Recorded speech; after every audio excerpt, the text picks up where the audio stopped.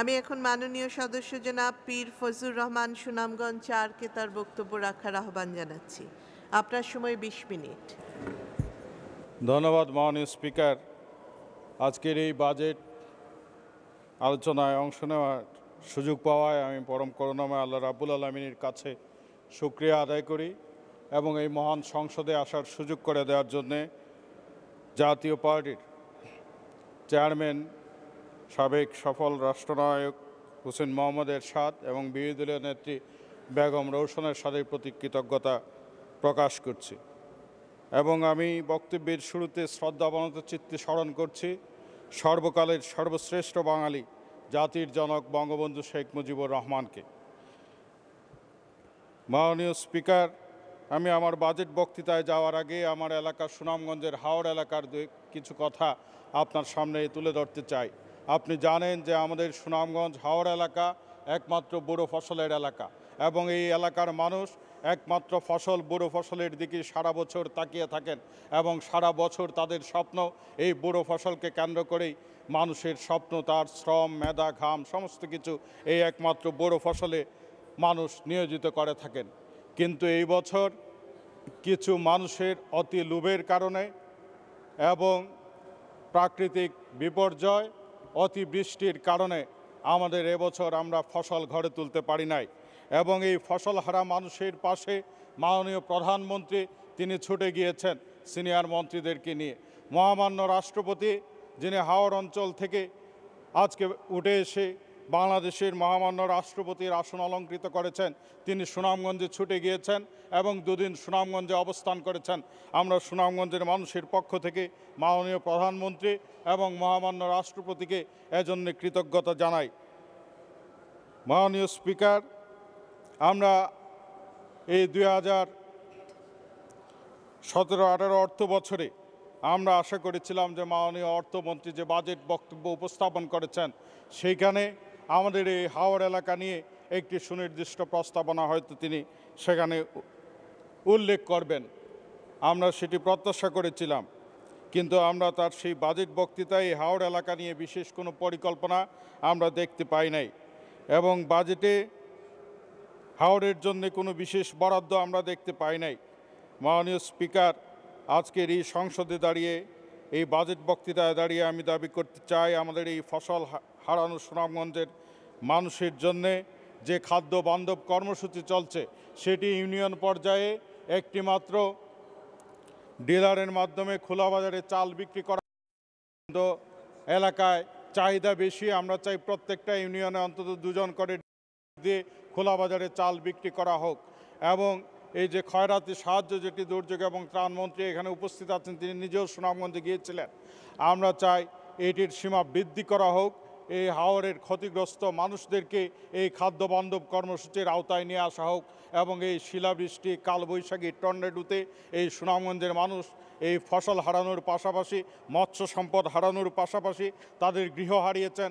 এই গৃহ নির্মাণের জন্যে এই দুর্যোগ এবং ত্রাণ মন্ত্রণালয় থেকে যেন এই ডেউটিন মানুষের জন্য সরবরাহ করা হয় এবং এই সুনামগঞ্জে যে মেডিকেল কলেজ স্থাপন করার কথা সেটি যেন দ্রুত বাস্তবায়ন করা হয় এবং এই সুনামগঞ্জের নদীগুলোকে ক্যাপিটাল ড্রেজিংয়ের আওতায় নিয়ে এসে এই প্রতি বছরের ফসল হারানো থেকে আমাদেরকে যেন রক্ষা করা হয় এবং আমাদের এই যে সুনামগঞ্জের বাসের দীর্ঘদিনের দাবি, সুনামগঞ্জের সুরমা নদীর উপরে ধারারগাঁও হালুয়ারঘাট এই এলাকায় একটি সুরমার উপরে ব্রিজ নির্মাণের দাবি এবং এই যে সুনামগঞ্জ সিলেট সড়ক সেটি প্রশস্তকরণের কাজ দীর্ঘদিন থেকে শুরু হচ্ছে না। আমরা চাই এটি দ্রুততম সময়ের ভিতরে এই প্রশস্তকরণের কাজ শুরু হোক এবং সুনামগঞ্জের হাওড় অঞ্চলের শিক্ষার্থীরা যাতে ড্রপ আউট না হয় তার জন্যে এই শিক্ষার্থীদেরকে অন্তত আগামী বছর ফসল তোলার আগ পর্যন্ত তাদেরকে সবাইকে এই শিক্ষা উপবৃত্তির আওতায় যেন নিয়ে আসা হয়, এটি সুনামগঞ্জের মানুষের দাবি। মাননীয় স্পিকার, একটি বাজেট সাধারণ অর্থে আয় ব্যয়ের একটি হিসাব, কিন্তু আমরা জানি যে একটি বাজেট একটি সরকারি দলের সেখানে তার রাজনৈতিক দর্শন প্রতিফলিত হয়। কিন্তু মাননীয় স্পিকার, আমরা এবারের বাজেটে আমরা দেখেছি এই বাজেট পয়লা জুন অর্থমন্ত্রী সংসদে উপস্থাপন করেছেন এবং আমরা সেটি দেখে আমাদের মনে হয়েছে যে এবারের যে বাজেট বক্তৃতা মাননীয় অর্থমন্ত্রীর এটি হিসাব নিকাশে ভরা একটি পরিসংখ্যানমূলক কথামালা এবং এটি দিয়ে 2021 সালে মধ্য আয়ের দেশ হতে পারবেন কিনা অথবা 2041 সালে উন্নত দেশে পরিণত হওয়ার প্রস্তুতি কি তার আভাস অর্থমন্ত্রীর এই দীর্ঘ বক্তৃতার মধ্যে আমরা দেখতে পাই না। বাজেট বক্তৃতায় উঠে এসেছে 2017-18 সালের প্রস্তাবিত ব্যয় 4,266 কোটি টাকা, এর মধ্যে উন্নয়ন ব্যয় 1,64,286 কোটি টাকা এবং অনুন্নয়ন ব্যয় 2,35,980 কোটি টাকা। তারপর এসেছে রাজস্ব আয় 2,88,000 কোটি টাকা, তার মধ্যে ঘাটতি আছে 1,12,266 কোটি টাকা। এবং মাননীয় অর্থমন্ত্রী এই বিশাল বাজেট উপস্থাপন করেছেন এবং বাজেট যেহেতু বৃদ্ধি হয়েছে এটির এডিপিও বৃদ্ধি হয়েছে, কিন্তু মাননীয় স্পিকার এই বিশাল বাজেট বাস্তবায়নের জন্যে সেই সক্ষমতা এই মাননীয় অর্থমন্ত্রীর আছে কিনা সেটি দেখা দরকার মাননীয় স্পিকার। কারণ আমরা দেখি এই যে আমাদের চলতি অর্থ বছরে যে এডিপি ছিল সেই এডিপি বাস্তবায়নের কি অবস্থা মাননীয় স্পিকার। এই চলতি অর্থ বছরে অর্থমন্ত্রীর উন্নয়ন বাজেটের লক্ষ্য পূরণে এই যে এডিপির বরাদ্দ ছিল সেটি 11 মাসে মাত্র 65% বাস্তবায়ন হয়েছে। এর মধ্যে 16টি মন্ত্রণালয় বিভাগ তাদের বরাদ্দের অর্ধেকও খরচ করতে পারে না এই 11 মাসে, এবং 11 মাসে সরকারি কর্ম কমিশন একটি টাকাও খরচ করতে পারে নাই, অথচ তাদের 5 কোটি টাকার একটি প্রকল্প রয়েছে মাননীয় স্পিকার। অথচ অর্থমন্ত্রী এই এডিবির লক্ষ্য পূরণের জন্যে এই জুন মাসে 42,091 কোটি টাকা খরচ করতে হবে তার এই লক্ষ্য পূরণ করতে হলে। অর্থাৎ বার্ষিক উন্নয়ন কর্মসূচি এডিবি এই জুন মাসে প্রতিদিন গড়ে 1,500 কোটি টাকার মতো খরচ করতে হবে তার লক্ষ্য পূরণের জন্যে। এই যে এক মাসে মাননীয় স্পিকার এই 1,500 কোটি টাকা প্রতিদিন খরচ করা, এর মধ্য দিয়ে বোঝা যায় যে সক্ষমতা এই বৃহৎ বাজেট বাস্তবায়নের জন্য সক্ষমতা নাই। এবং এক মাসে এই প্রতিদিন যখন 1,500 কোটি টাকার মতো খরচ করতে হয় তখন সেখানে স্বচ্ছতার প্রশ্ন আসে, সেখানে দুর্নীতির প্রশ্ন আছে, সেখানে এটি লুটপাটের প্রশ্ন আসে মাননীয় স্পিকার। এবং এইভাবেই শেষ মাসে এসে এই এডিবি বাস্তবায়নের মধ্য দিয়ে এখানে লুটপাটের ক্ষেত্র তৈরি করা হয় মাননীয় স্পিকার। মাননীয় স্পিকার, আমাদের অর্থমন্ত্রী গত বছরে এই সংসদে দাঁড়িয়ে যখন বাজেট পেশ করছিলেন সেখানে তিনি আমাদের যে বাংলাদেশ ব্যাংক থেকে যে রিজার্ভ চুরির ঘটনা ঘটেছে, যেটি বিশ্বে কোথাও এইভাবে একটি কেন্দ্রীয় ব্যাংক থেকে রিজার্ভ চুরির ঘটনা ঘটে না, সেখানে আমাদের অর্থমন্ত্রী গত বছর বাজেট বক্তৃতায় এই মহান সংসদে দাঁড়িয়ে মাননীয় অর্থমন্ত্রী বলেছিলেন যে এই বাংলাদেশ ব্যাংক থেকে রিজার্ভ চুরির ঘটনা সম্পর্কে তিনি বাজেট বক্তৃতার পরবর্তীতে এই জাতীয় সংসদকে তিনি অবহিত করবেন। কিন্তু দুঃখজনক মাননীয় স্পিকার, মাননীয় অর্থমন্ত্রী মহান সংসদে দাঁড়িয়ে যেই কথা দিয়েছিলেন যে এই রিজার্ভ চুরির ঘটনা সম্পর্কে সংসদে বিবৃতি দেবেন, আজ পর্যন্ত তিনি সেই কথা রাখেন নাই। সংসদের এই পবিত্র সংসদে যে কথা দিয়েছিলেন সেই কথা তিনি রাখেন নাই মাননীয় স্পিকার। এবং এই রিজার্ভ চুরির ঘটনায় ডক্টর ফরাসউদ্দিনকে দিয়ে একটি তদন্ত কমিটি করা হয়েছিল। ফরাসউদ্দিন একটি তদন্ত প্রতিবেদন দিয়েছেন এবং মাননীয় অর্থমন্ত্রী বলেছিলেন সেই তদন্ত প্রতিবেদন তিনি সংবাদ সম্মেলনের মাধ্যমে প্রকাশ করবেন। সংবাদ সম্মেলনের তারিখ দিয়েও তিনি সেই তদন্ত প্রতিবেদন প্রকাশ করেন নাই।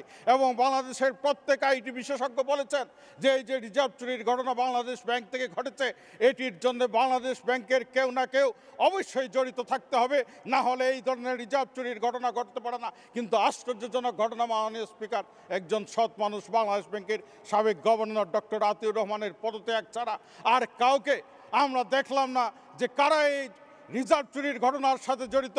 ফরাসউদ্দিনের রিপোর্টে কাদের নাম আসছে তাদেরকে এই অর্থমন্ত্রী কোনোদিন বিচারের আওতায় নিয়ে আসলেন না।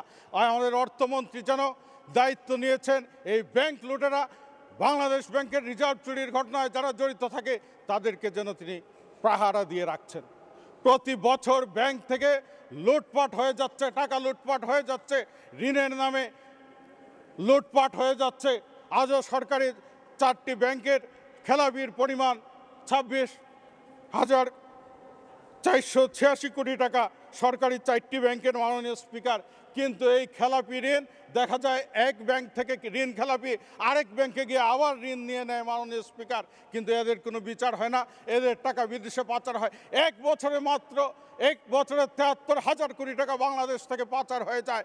আর অর্থমন্ত্রী এই খেলাপিদেরকে কোনো বিচারের আওতায় না নিয়ে এসে তাদেরকে তিনি উৎসাহিত করেন, ব্যাংকগুলোকে এই ঋণ খেলাপিতে উৎসাহিত করেন, যার জন্য এই বছরের বাজেটেও তিনি 2,000 কোটি টাকা রেখেছেন এই ঋণ খেলাপি হয়ে যাওয়া ব্যাংকগুলোকে মূলধন সরবরাহের জন্য।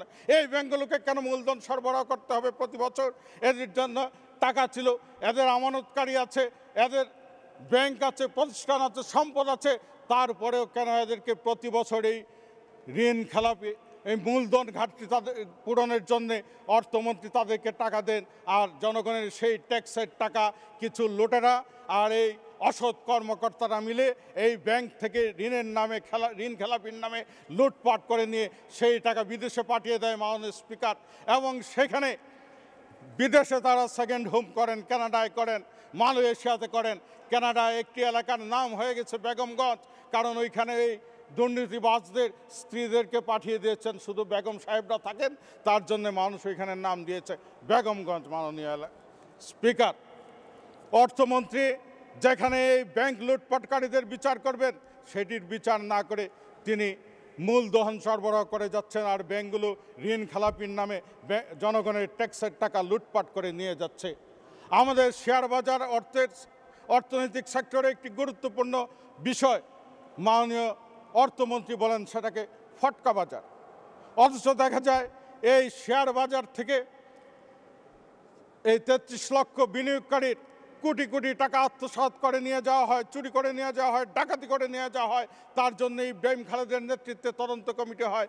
সেই ইব্রাহিম খালেদের রিপোর্টেও এই শেয়ার বাজারের কেলেঙ্কারির সাথে কারা সেই টাকা আত্মসাৎ করেছেন, কারা সেই টাকা লুটপাট করেছেন, সেটি তিনি সুনির্দিষ্টভাবে বলেছিলেন। কিন্তু ইব্রাহিম খালেদের সেই রিপোর্ট বাংলাদেশের জনগণ আজ পর্যন্ত দেখতে পারে নাই।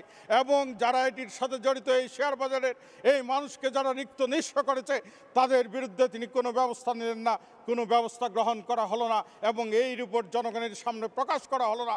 মানুষ অন্তত জানতে পারত কে সেই চোর, কে সেই ডাকাত যারা আমাদের শেয়ার বাজার রিক্ত নিঃস্ব করে মানুষের সম্পদ এই দেশ থেকে নিয়ে গেছে, কারা তারা, তাদেরকেও তিনি নাম প্রকাশ করেন নাই। অর্থমন্ত্রী যেন তাদেরকে রক্ষার দায়িত্ব নিয়েছেন, তাদের মান সম্মান রক্ষার দায়িত্ব নিয়েছেন, আর আমাদেরকে রিক্ত নিঃস্ব করার দায়িত্ব নিয়েছেন।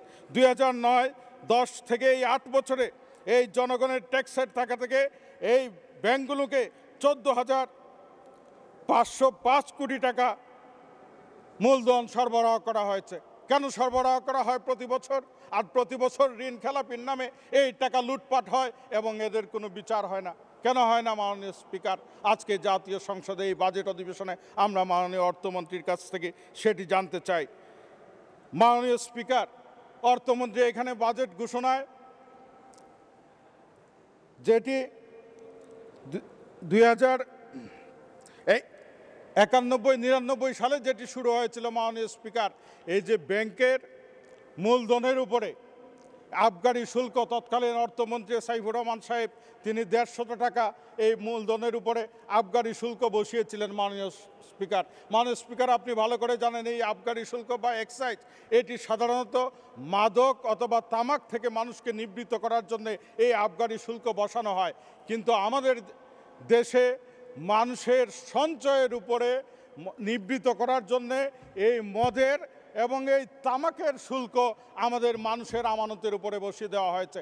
1 লক্ষ টাকা ব্যাংকে থাকলে তার উপরে আবগারি শুল্ক দিতে হবে। এই জন্য মানুষ টাকা নয়, মদ গাঁজা যেন মানুষ ব্যাংকে রাখছে। মাননীয় স্পিকার, 1 লক্ষ টাকা রাখলে তাদেরকে সাইফুর রহমান সাহেব তখন শুরু করেছিলেন 150 টাকা দিয়ে। এরপরে 6 বার সেই টাকা, এই 1 লক্ষ টাকা আমানতের উপরে বৃদ্ধি করা হয়েছে। সেটি কোনো বাজেট বক্তৃতায় নিয়ে আসা হয় নাই। কিন্তু এবছর মাননীয় অর্থমন্ত্রী এই বাজেট বক্তৃতায় জোর গলায় বলেছেন তিনি সেটি বাড়িয়ে এই 1 লক্ষ টাকা আমানতের উপরে তিনি আবগারি শুল্ক 800 টাকা করেছেন এবং পরের দিন তিনি সংবাদ সম্মেলনে তিনি বলেছেন 1 লক্ষ টাকা যাদের আছে তারা নাকি সম্পদশালী।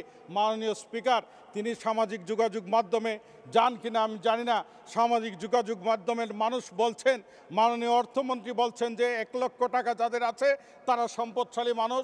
আমরা মাননীয় অর্থমন্ত্রীর কাছে প্রতি মাসের 1 তারিখে আমরা 1 লক্ষ টাকা তার হাতে তুলে দেব ব্যাংকে, আমরা সেই টাকা রাখবো না, কিন্তু আমাদের পরিবারের সমস্ত দায় দায়িত্ব, আমাদের যে অর্থনৈতিক ব্যয় নির্বাহ সেটি আমাদের অর্থমন্ত্রী আমাদের সারা মাসের করে দিবেন, আমরা সেই টাকা ব্যাংকে রাখবো না। 1 লক্ষ টাকা থাকলে সম্পদশালী, এটি উনি কোনভাবে কোন যুক্তিতে বলেন এবং তিনি দৃঢ়তার সাথে বলেন এটি প্রত্যাহার করা হবে না। আজকে এই জাতীয় সংসদে উনি মানুষের ভাষা বুঝতে পারেন কিনা আমরা জানি না। মাননীয় স্পিকার, মাননীয় প্রধানমন্ত্রী মানুষের ভাষা বুঝেন, কাজে মাননীয় প্রধানমন্ত্রীর কাছে মানুষের আকর্ষণ এবং মানুষের দাবি, এবং আমরা এই সংসদ থেকে দাবি জানাই এই যে মানুষের আমানতের উপরে এই যে আবগারি শুল্ক বসানো হয়েছে 800 টাকা 1 লক্ষ টাকায়, সেটি প্রত্যাহার করা হোক মাননীয় স্পিকার।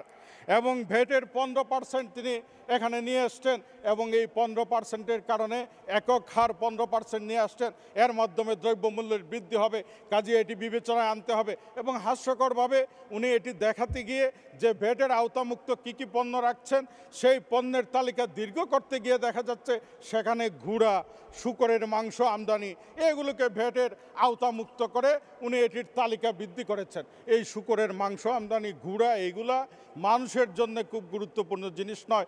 মানুষের জন্য যেগুলো গুরুত্বপূর্ণ জিনিস সেটি ভ্যাটের এককভাবে তিনি নিয়ে আসছেন মাননীয় স্পিকার।